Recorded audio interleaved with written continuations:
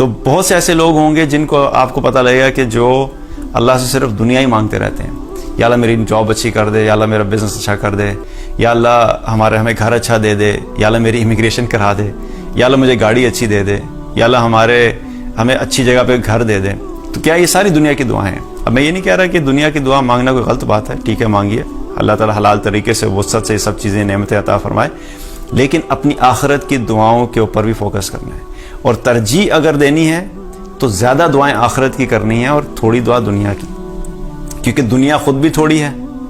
اور آخرت ہمیشہ کی ہے. تو جو جتنی ہے اس کے حساب سے اس کو ویٹیج دینا, اس کے حساب سے اس کو ہم نے مانگنا ہے. تو چونکہ ہمارے پاس اب ایک دعا ہے جو کہ نبی صلی اللہ علیہ وسلم نے کیا فرمایا کہ ایک دعا ضرور قبول ہوتی ہے, تو اپنی دعاؤں میں سے کچھ دعائیں ایسی ہیں جن کو خاص کر لیں کہ میں نے یہ دعا بہت زیادہ کثرت سے مانگنی ہے کہ اگر ان میں سے وہ قبول ہوگی تو انشاءاللہ ہمارے لیے نجات کا سبب ہوگی. اب مثال کے طور پہ اب دعائیں اگر دیکھیں تو کچھ بہت اہم دعائیں ہیں جو ہماری آخرت سے متعلق ہیں. میں دنیا کی دعائیں اس لیے نہیں بتاؤں گا کہ دنیا کی ہمیں ساری ویسے ہی پتہ ہوتی ہیں, اس پہ بات نہیں کریں گے, اس کے لیے بتانے کی ضرورت نہیں ہوتی, لیکن آخرت کی چند دعائیں ہیں یا چند ایسی سٹیجز ہیں جہاں کے لیے ہمیں دنیا میں دعا کثرت سے مانگنی چاہیے. تو دعا میں جو پہلی اہم دعا ہے وہ یہ ہے کہ اللہ تعالیٰ سے خاتمہ بالخیر کی دعا کرنا, کہ جب ہم لوگ اس دنیا سے جا رہے ہوں, موت کا وقت آئے, تو کلمہ ہماری زبان پہ جاری ہو اور اللہ تعالیٰ اپنی رضا کے ساتھ ہمیں اس دنیا سے اٹھائے. مثال کے طور پہ اللہ سے یہ دعا کرنا کہ اللہ قبر میں ہمارا جو سوال جواب ہوں گے اس میں ہمیں ثابت قدم رکھنا, ان سوالوں کا جواب ہماری مدد کرنا کہ ہم سوالوں کا جواب دے سکیں. یہ ایک دعا ہے, بہت اہم دعا ہے, کیونکہ ہماری یہ ضرورت ہے. اسی طریقے سے جب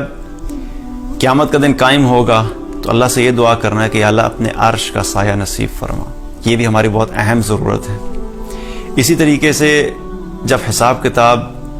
شروع ہونے والا ہوگا تو اللہ سے یہ دعا کرنا کہ اللہ ان لوگوں میں شامل فرما کہ جو بغیر حساب کتاب کی جنت میں چلے جائیں. یہ بھی ہماری بہت اہم ضرورت ہے اور یہ دعا ہے جو کہ ہمیں اپنی دعا میں مانگنی چاہیے. اسی طریقے سے ہمیں اس چیز کی دعا کرنی چاہیے کہ قیامت کے دن نبی صلی اللہ علیہ وسلم کا ساتھ اور آپ صلی اللہ علیہ وسلم کے ہاتھ سے حوض کوثر کا پانی نصیب فرمائے. یہ بھی ہمارے لیے بہت اہم ضرورت ہے ہماری. اور پھر الٹیمیٹلی جو دعا کہ اللہ ہمیں جنت الفردوس میں اپنا دیدار نصیب فرما اور نبی صلی اللہ علیہ وسلم کا ساتھ نصیب فرما. تو آخرت سے متعلق دعائیں جو ہیں ان میں سے چند دعائیں یہ بہت اہم ہیں جن جو کہ ہم ان چیزوں سے اگر نکل گئے انشاءاللہ تو یہ دنیا کی اگر زندگی میں کچھ چیزیں ہماری مرضی کے مطابق نہیں بھی ہوئیں تو آخرت کی زندگی میں کامیاب ہوں گے تو یہ سب چیزیں ہم بھول جائیں گے. ویسے بھی جب ہم یہاں سے چلے جائیں گے تو ہمیں دنیا کی یہ سب چیزیں ایک خواب کی طرح نظر آئیں گی, اور وہ ساری دعائیں جو آج ہم مانگ رہے ہیں جو ہماری نظر میں دنیا کی دعائیں بہت بڑی بڑی ہیں, آخرت میں ہمیں یوں لگے گا کہ پتہ نہیں ہم کیا بچوں کی طرح ان چھوٹی چھوٹی چیزوں کے پیچھے جو ہے نا وہ اپنی خواہشات لے کے چلتے رہتے تھے اور اللہ سے وہ مانگتے رہتے تھے. اس وقت ہمیں احساس ہوگا کہ کاش ہم نے ان چیزوں کے لیے دعائیں کر لی ہوتی اور آج ہمارے لیے آسانی ہوتی. تو آخرت کی دعاؤں کے اوپر زیادہ سے زیادہ فوکس کرنا ہے. اور دعا کے اعتبار سے ویسے تو اللہ تعالیٰ سے کسی بھی وقت دعا کی جا سکتی ہے. اللہ تعالیٰ نے اس کے بارے میں کوئی لمٹ نہیں رکھی کہ نہیں مجھے تم نے 5 بجے سے لے کے 7 بجے تک پکارو گے تو ٹھیک ہے, اس کے علاوہ میں بزی ہوتا ہوں. اللہ تعالیٰ ہماری دعائیں سننے کے لیے ہر وقت ہماری دعا سنتے ہیں اور ہر وقت اللہ تعالیٰ ہماری دعاؤں کا جواب دیتے ہیں. لیکن کچھ ایسے اوقات ضرور ہیں جن کے بارے میں نبی صلی اللہ علیہ وسلم نے فرمایا اور حدیث سے ہمیں پتہ لگتا ہے کہ وہ خاص اوقات ہیں جن میں اللہ تعالیٰ بالخصوص دعاؤں کو قبول کرتا ہے. انہی میں سے ایک وقت کیا ہے جو سب سے اہم وقت ہے اور رمضان کے اعتبار سے وہ ہمارے لیے آسان بھی ہے. وہ کیا ہے کہ سحری سے کچھ دیر پہلے کا وقت, رات کا آخری حصہ جسے کہا جاتا ہے. اس حصے میں کیا ہوتا ہے, اللہ سبحانہ تعالیٰ پہلے آسمان پہ ہوتا ہے اور اللہ تعالیٰ اپنے پکارنے والوں کی پکار کو سنتا ہے, اور جو شخص اللہ سے مغفرت طلب کرتا ہے اللہ اس کی مغفرت کرتا ہے, جو شخص اللہ سے رزق طلب کرتا ہے اللہ تعالیٰ اس کو رزق عطا کرتا ہے. تو یہ وقت وہ ہے جو کہ بڑا اہم وقت ہے. اس میں ہمیں کوشش کرنا چاہیے کہ زیادہ سے زیادہ دعا کریں, اور چونکہ سحری کا بھی ساتھ ساتھ سلسلہ چل رہا ہوتا ہے تو اگر کبھی پوری طریقے سے فرصت سے دعا نہیں کر رہے تو چلتے پھرتے بھی اللہ سے دعا مانگتے رہیں. خواتین جو سحری بنا رہی ہوتی ہیں وہ سحری بناتے بناتے اللہ سے دعا مانگتے رہیں. اگر تو باقاعدہ وہاں تہجد کا اہتمام نہیں ہو پایا یا صرف بہت تھوڑا سا وقت ملا تو اس وقت کو بھی یوٹیلائز کیا جائے کہ سحری تیار کرتے ہوئے بھی اللہ سے دعا مانگتے جائیں, اور سحری کھانا شروع کریں تب بھی اللہ سے دعا مانگتے رہیں, کیونکہ وہی وقت سارا وقت ہے وہ قبولیت کا وقت ہے. تو کثرت سے دعائیں کرنی اس وقت میں, یہ ایک وقت ہے. اسی طریقے سے قبولیت کے اوقات میں سے کیا ہے کہ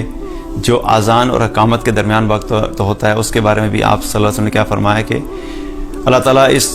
اس درمیان جو دعائیں مانگی جاتی ہیں اللہ تعالیٰ ان دعاؤں کو قبول فرماتا ہے. تو یہ اذان اور اقامت کے درمیان جو وقت ہے تو رمضان کے علاوہ بھی اس میں قبولیت ہوتی ہے, لیکن رمضان کے اندر ہم نے چونکہ پریکٹس کرنی ہے اس چیز کی, تو کوشش کریں کہ ہر اذان کے بعد اس وقت جو ہے وہ اذان سے لے کے اقامت کے درمیان جو وقت ہے اس میں کثرت سے دعاؤں کا اہتمام کریں. اور اسی طریقے سے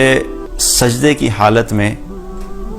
جو انسان ہوتا ہے وہ اللہ کے سب سے قریب ہوتا ہے. تو جب اللہ کے سب سے قریب ہیں تو اس حالت میں بھی کثرت سے دعائیں کرنا, تو بالخصوص جب نوافل کا اہتمام کریں تو نوافل میں سجدے کی حالت میں اللہ تعالیٰ سے کثرت سے دعائیں کرنی ہیں. تو ان سب چیزوں کا انشاءاللہ ہم نے دعا کے اعتبار سے اہتمام کرنا ہے تاکہ ان چند دنوں کا ہم زیادہ سے زیادہ فائدہ حاصل کر سکیں, اور پھر یہی چیزیں ہماری زندگی میں ہماری عادت بھی بن جائیں, اور اللہ تعالیٰ ہمیں توفیق دے کہ ہم رمضان کے بعد بھی ان تمام اعمال کو کرنے والے ہوں. اللہ تعالیٰ ہم سب کو عمل کی توفیق عطا فرمائے.